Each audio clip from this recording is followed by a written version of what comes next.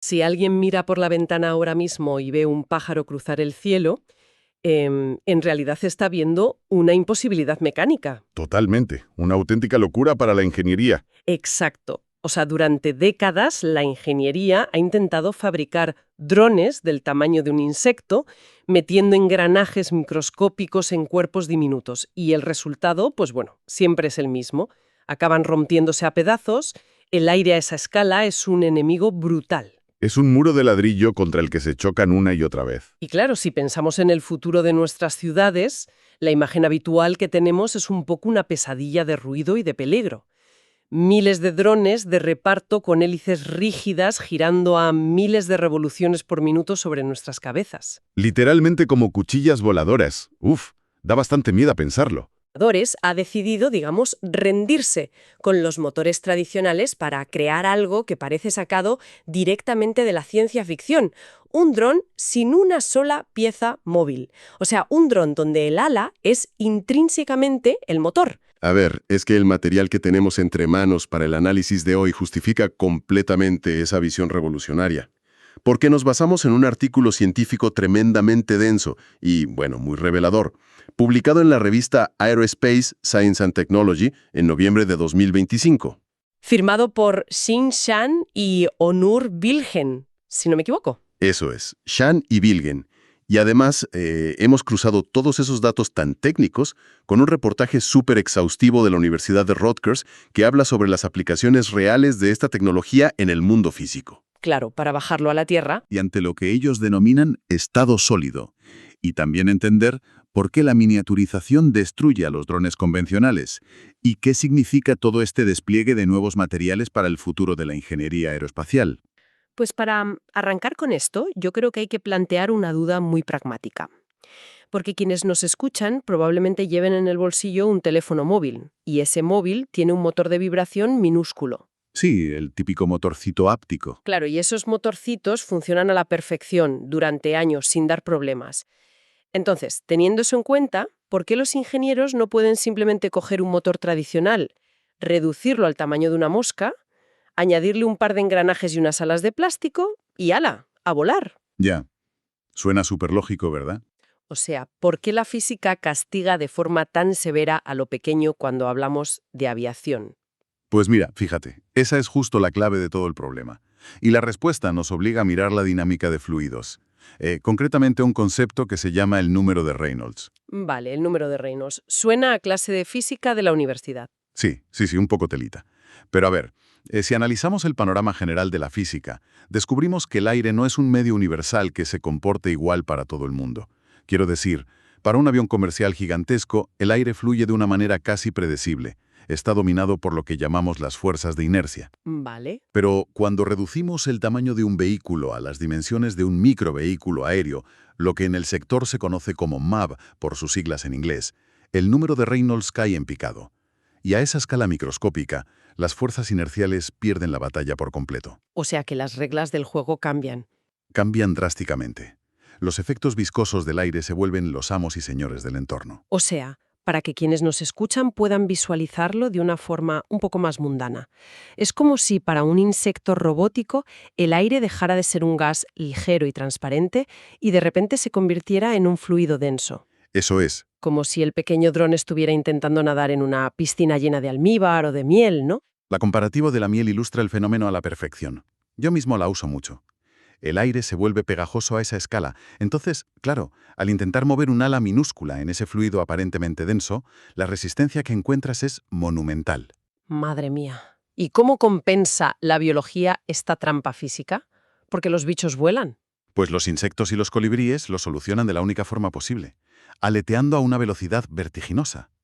Y si queremos replicar eso de forma artificial, un microvehículo tiene que aletear a cientos de hercios para no caerse redondo al suelo. Cientos de veces por segundo. Cientos. Estamos hablando de golpear ese almíbar cientos de veces por segundo de forma constante. Y claro, ahí es donde la idea de coger el motorcito del teléfono móvil y ponerle unos engranajes se desmorona por completo, me imagino. Se cae a pedazos. Literalmente. Si construimos lo que podríamos llamar un pájaro de relojería, lleno de diminutas barras de metal, bielas y engranajes de plástico, y lo obligamos a moverse 200 veces por segundo, el final está escrito. Totalmente. La fricción genera un calor inmenso. Las piezas diminutas chocan entre sí con una violencia que es brutal para su tamaño, y la fatiga del material termina destrozando el mecanismo. Exacto, exacto. Es decir, no es que el motor no tenga fuerza suficiente para mover el ala. Claro. Es que la transmisión mecánica se hace añicos a esa velocidad. No hay material mecánico a esa escala que lo soporte de forma prolongada. Ya, es que tiene todo el sentido. Y ojo, el problema de esa fricción mecánica no es solo que el dron se rompa, que ya es bastante grave. Es que es un sumidero de energía. Ah, la batería. Claro. En la aviación a pequeña escala, llevar una batería es un lujo pesadísimo. Cada gramo cuenta. Si pierdes la mitad de la energía de tu batería simplemente en el roce de unos engranajes que están intentando convertir un movimiento circular de un motor en un aleteo de arriba y abajo, el diseño nace obsoleto. Es ineficiente por naturaleza. Muy ineficiente. Y además hay otro problema fundamental. Un sistema de bielas rígidas jamás podrá replicar la coreografía aerodinámica de la naturaleza. ¿A qué te refieres con coreografía? Pues a que un colibrí no sube y baja las alas como si fuera una tabla rígida. Hace movimientos de pronación, de supinación, junta las alas en la espalda, en lo que en aerodinámica se conoce como un aplauso, y luego las separa violentamente para arrancar el vuelo. Claro, el ala es flexible, se retuerce. Eso es. Y un engranaje de plástico y unas bielas rígidas no tienen esos grados de libertad. Es físicamente imposible imitarlos así. Pues mira, aquí es donde el salto conceptual que proponen los investigadores Xin Shan y Onur Bilgen me parece una genialidad absoluta. Es brillante. Porque si el problema central es que la micromecánica tradicional, o sea, los engranajes, las barras, las juntas, se rompen por fatiga al aletear a cientos de hercios, pues la solución no es gastar millones en inventar un plástico un poco más duro o un engranaje un poco más pequeño. No, para nada. La solución es, directamente, eliminar el motor por completo, deshacerse del mecanismo de transmisión y entrar de lleno en lo que llaman el vuelo de estado sólido. Eso es. Esa transición hacia el estado sólido es lo que redefine absolutamente todo en este campo. Si no hay piezas mecánicas móviles que conecten un fuselaje central con un ala, pues desaparece la fricción y por tanto desaparece la rotura por fatiga de las juntas. Porque ya no hay juntas que se rocen. Exactamente. La propuesta que detallan en el artículo de Aerospace Science and Technology se sostiene sobre el uso de materiales piezoeléctricos. Vale. Específicamente trabajan con compuestos de macrofibras, lo que en el mundo anglosajón y en los papers se conoce como MFCs. Y la verdad, el efecto piezoeléctrico es fascinante si nos asomamos a su nivel molecular. A ver, detengámonos ahí un momento porque no quiero dejar a nadie atrás. Es muy fácil decir que le aplicas electricidad a algo y se mueve. Pero, ¿cómo funciona exactamente ese músculo sintético? O sea, ¿qué está pasando ahí dentro a nivel atómico para que un trozo de material inerte de repente se tense o se doble? Pues mira, si hacemos un zoom a nivel atómico, resulta que estos materiales piezoeléctricos tienen una red cristalina con una estructura asimétrica. Ajá. Es decir, las cargas eléctricas positivas y negativas dentro del propio cristal están ligeramente descentradas en su estado natural. Vale. No están en equilibrio perfecto. Exacto. Entonces, cuando tú aplicas un voltaje eléctrico desde el exterior, fuerzas a esos iones a desplazarse físicamente para intentar alinearse con el nuevo campo eléctrico que has introducido. ¡Ostras! Y ese diminuto desplazamiento atómico, que es minúsculo, pero claro, está multiplicado por miles de millones de moléculas trabajando al unísono en todo el material, se traduce en una deformación macroscópica masiva. Increíble. El material, literalmente, se estira o se contrae físicamente sin que nada lo esté empujando o tirando de él desde fuera. Todo ocurre desde dentro. Es que es alucinante, de verdad. O sea, para que nos hagamos una idea, los ingenieros construyen el ala del dron utilizando una lámina de fibra de carbono como base, ¿no? Correcto. Que vendría a ser como los huesos y las plumas del pájaro, aportando la estructura y la rigidez necesarias para apoyarse en el aire. Y luego adhieren estos actuadores piezoeléctricos, estos MFCs, directamente sobre la superficie del carbono, Así es. que serían el equivalente exacto a los músculos y al sistema nervioso del ala. Entonces se envía una descarga eléctrica calculada al milímetro, el músculo sintético reacciona a nivel molecular contrayéndose de golpe y arrastra consigo a la fibra de carbono subyacente, obligando al ala entera a doblarse. Tal cual lo has descrito. Es que la propia ala es el motor. No hay un motor empujando el ala está viva, por así decirlo. Exacto. Y de hecho, la elegancia de este diseño radica precisamente en cómo se distribuye la fuerza. No hay un único punto de anclaje sufriendo todo el estrés del aleteo. Claro, no hay una bisagra de metal sufriendo. Eso es. Toda la superficie del ala participa en la flexión y en la torsión. Al eliminar la transmisión de potencia tradicional, ese sistema de bielas del que hablábamos, el ahorro de peso es gigantesco. Ya, claro. La eficiencia energética se dispara, porque ahora toda la electricidad va directo a la deformación aerodinámica del ala. No pierdes ni un vatio en calentar engranajes por la fricción. Tiene todo el sentido. Y esto nos lleva a una declaración de intenciones que me parece brillante por parte del profesor Bilgen, que sale en el reportaje de la Universidad de Rutgers. Él afirma de forma muy categórica, dice, no queremos simplemente imitar a la naturaleza, queremos superar lo que hace la naturaleza. Uf, qué frase. Claro, porque al final un pájaro o un insecto está limitado por su propia biología, ¿no? Totalmente. Está limitado por el flujo de su sangre, por la densidad de sus músculos, por sus huesos de calcio. Pero un ala de fibra de carbono cubierta con actuadores piezoeléctricos puede programarse para realizar geometrías y alcanzar frecuencias de aleteo que ningún ser vivo de este planeta podría soportar sin desintegrarse. Sin duda. Los límites biológicos desaparecen. Sin embargo, llegados a este punto, voy a ejercer un poco de abogado del diablo. Venga, a ver. Sí, poniéndome en el lugar del lado más pragmático de la audiencia. Porque todo esto suena increíble sobre el papel. Parece el guión de una película de ciencia ficción de Hollywood.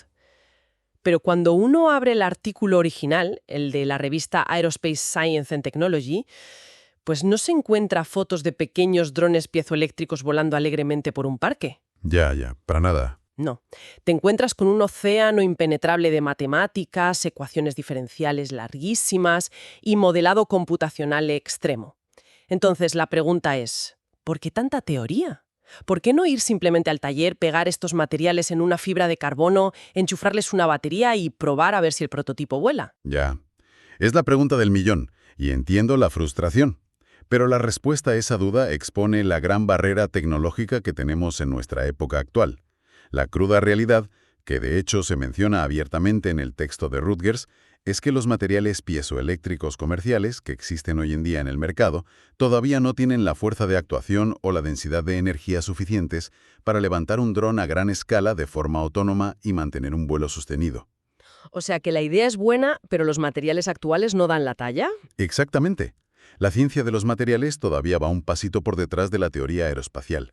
Construir prototipos físicos hoy, basándose en el clásico método de ensayo y error, metiéndolos en un túnel de viento real, significaría gastar decenas de millones de euros fabricando máquinas que ya sabemos que van a fallar. Porque los músculos sintéticos, digamos, aún son demasiado débiles para levantar todo el peso.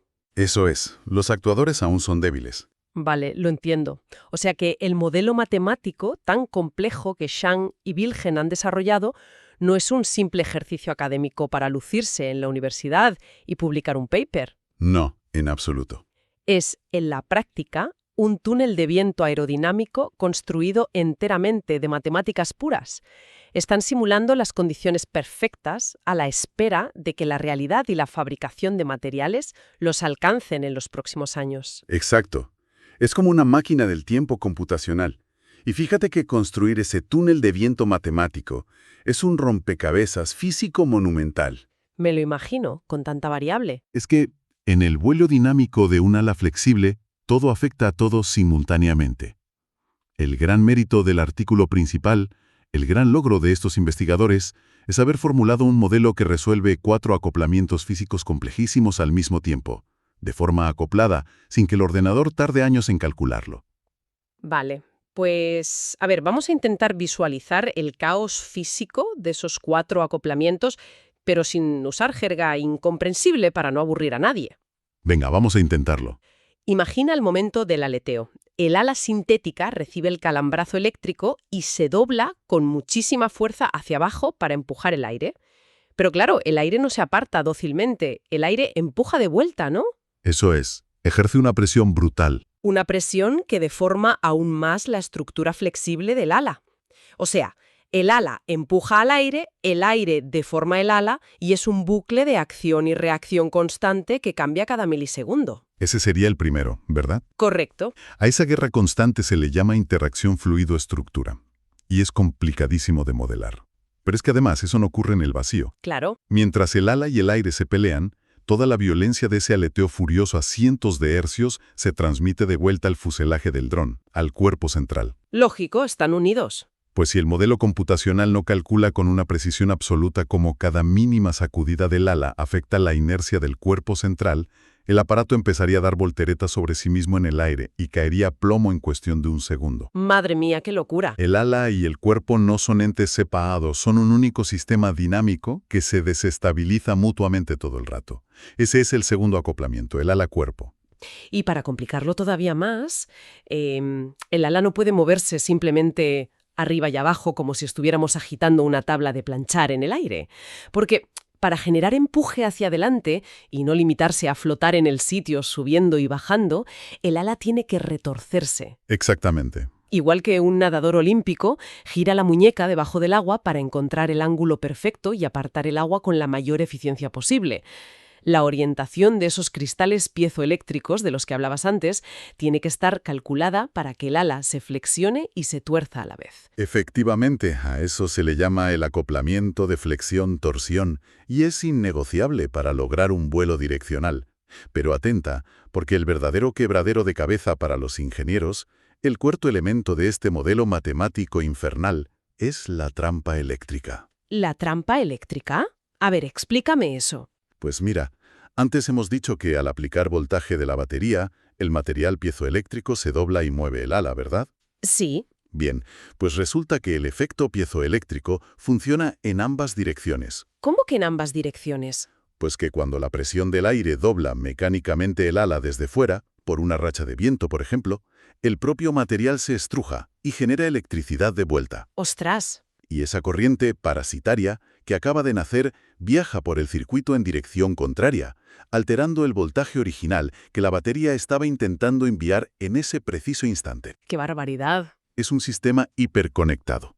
La aerodinámica modifica físicamente el ala, eso modifica el voltaje del circuito, y ese nuevo voltaje modifica de nuevo la aerodinámica.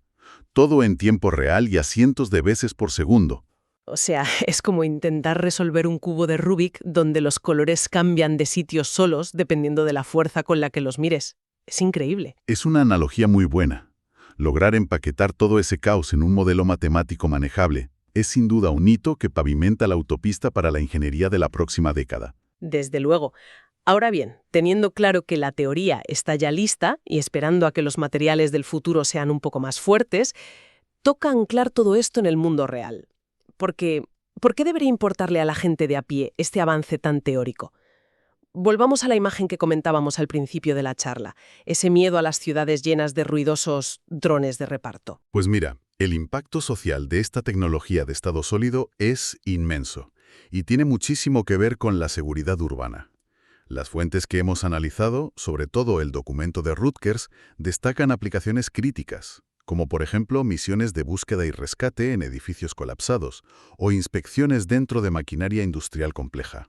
Sitios muy estrechos. Exacto, lugares donde un dron tradicional chocaría inmediatamente contra las paredes y se destrozaría. Y ahí es donde reside la gran diferencia práctica para el día a día, porque si un dron actual, con sus rotores de plástico rígido girando a miles de revoluciones por minuto, choca accidentalmente contra un cristal, contra un cable eléctrico o peor aún, contra una persona, el resultado es destructivo. Es muy peligroso, sí. Es a todos los efectos una cuchilla cortando el aire. Por el contrario, si un dron de estado sólido con alas flexibles choca contra la pared de un edificio mientras te reparte un paquete, el ala simplemente se dobla, absorbe el impacto y rebota. Como haría un pájaro si se choca contra una rama. Exacto, sin causar daños y sin que el motor se rompa en 1000 pedazos. Básicamente porque no hay motor que romper. Convierte la tecnología de reparto aéreo en algo infinitamente más amigable y seguro para la convivencia humana en las ciudades. Y no solo eso, esa seguridad intrínseca será lo que realmente convenza a los legisladores y a los políticos para abrir el espacio aéreo urbano a gran escala. Claro, la regulación. Eso es. Pero si damos un paso atrás y miramos el panorama con un poco más de ambición, el reportaje de Rutgers nos regala un último dato que de verdad a mí me dejó fascinado, porque expande la mente por completo. A ver, cuéntame. Resulta que la tecnología de estado sólido, impulsada por macrofibras piezoeléctricas, no está condenada a ser exclusiva de pequeños pájaros robóticos. Los investigadores ya están estudiando cómo aplicar exactamente este mismo principio físico a infraestructuras a escala masiva, por ejemplo, a las aspas de los aerogeneradores en los parques eólicos. Ostras, pero si hablamos de pasar de un dron que te cabe en la palma de la mano a una estructura gigante de fibra de vidrio que puede medir, no sé, 100 metros de largo y pesar toneladas. Tal cual. Es dar un salto de escala brutal. Pero piensa en el problema actual de la energía eólica. Tienes palas gigantes y totalmente pasivas recibiendo el impacto directo del viento. Cuando hay una ráfaga violenta en medio de una tormenta, la estructura sufre un estrés mecánico brutal. Y eso se desgasta. Claro. Esa fuerza se transmite a la caja de cambios del generador, acortando su vida útil un montón y costando millones en mantenimiento. Pues ahora imagina recubrir estratégicamente esas palas inmensas con estos actuadores piezoeléctricos gigantes. Madre mía. Ya no tendríamos una estructura inerte, tendríamos un ala inteligente, capaz de sentir los cambios de presión del viento y de formar su propia geometría en fracciones de segundo. Es decir, que podría flexionarse sutilmente para atrapar más viento en días tranquilos, donde apenas sopla la brisa. Exactamente. O retorcerse para dejar pasar el aire de forma fluida durante un huracán, protegiendo así toda la infraestructura para que no colapse. Eso es aplicar los reflejos microscópicos de un colibrí, que reacciona en milisegundos, a la generación de energía renovable a escala industrial. Es un cambio de paradigma total. Es una pasada. Pues para recapitular brevemente este viaje intelectual que hemos hecho hoy, hemos visto cómo la aviación en miniatura se había topado con un muro insalvable al intentar encoger engranajes que simplemente se desintegran frente a las leyes de la física viscosa a pequeña escala. Ese aire que parece miel. Eso es. Hemos descubierto la revolución del estado sólida, donde se elimina el motor tradicional para convertir a la propia estructura aerodinámica en un músculo sintético vivo operado mediante pequeñas deformaciones atómicas. Y, por supuesto, hemos comprendido que el monumental esfuerzo de modelar 4 dimensiones de caos físico en ese túnel de viento matemático es, hoy por hoy, la única manera de diseñar el cielo del mañana adelantándose a la propia ciencia de los materiales. En definitiva, yo creo que es un testimonio rotundo de que el futuro de la ingeniería ya no pasa por mejorar una sola disciplina de forma aislada, sino por la fusión total de los campos. Totalmente de acuerdo. Hay que integrar la ciencia de materiales avanzados, las matemáticas puras, la electrónica de estado sólido y la aerodinámica más audaz para saltarse de una vez por todas las limitaciones tanto biológicas como mecánicas. Pues sí. Y para cerrar nuestra inmersión a fondo de hoy, queríamos dejar sobre la mesa un último pensamiento. Una pequeña semilla para la reflexión de quienes nos escuchan, que estira un poco los límites de lo que hemos analizado. A ver. Porque si ya estamos a las puertas de programar alas sintéticas para que sientan el entorno físico, cambien de forma al instante y respiren con el viento sin necesidad de juntas ni engranajes, ¿qué ocurrirá cuando decidamos aplicar este paradigma a la aviación comercial de pasajeros? Esos son palabras mayores. Ya, pero ¿llegará el día en que veamos el final de esos rígidos e inalterables tubos de metal con alas estáticas en los que viajamos hoy cuando nos vamos de vacaciones? Es fascinante y la verdad es que a la vez da un poco de vértigo imaginarse embarcando en una enorme aeronave de pasajeros que a 10.000 metros de altura sea capaz de flexionar sus alas, adaptar su morfología completa en pleno vuelo y deslizarse suavemente a través de las peores turbulencias, reaccionando exactamente igual que lo haría un ser vivo gigantesco. Plantearse ese horizonte redefine absolutamente nuestra relación con el vuelo. Es transformar a los aviones de ser simples contenedores rígidos impulsados por turbinas a ser entidades dinámicas e interactivas que bailan con la atmósfera. Y sinceramente, yo estoy convencido de que es hacia donde nos dirigen inexorablemente todas estas ecuaciones de las que hemos hablado. Pues con esa imagen nos quedamos. La próxima vez que alguien se asome a la ventana y vea un hale dominando una corriente de aire, quizá valga la pena mirarla con nuevos ojos. ya no solo como un elemento bonito del paisaje natural, sino como el plano de diseño más sofisticado que jamás haya existido en la Tierra, y que la humanidad, a través de la física de estado sólido, por fin está empezando a decodificar. Muchísimas gracias a quienes nos han acompañado a lo largo de esta inmersión a fondo. Un placer, como siempre. Ha sido un auténtico privilegio diseccionar los mecanismos invisibles que, estamos seguros, van a revolucionar el cielo. Hasta la próxima exploración.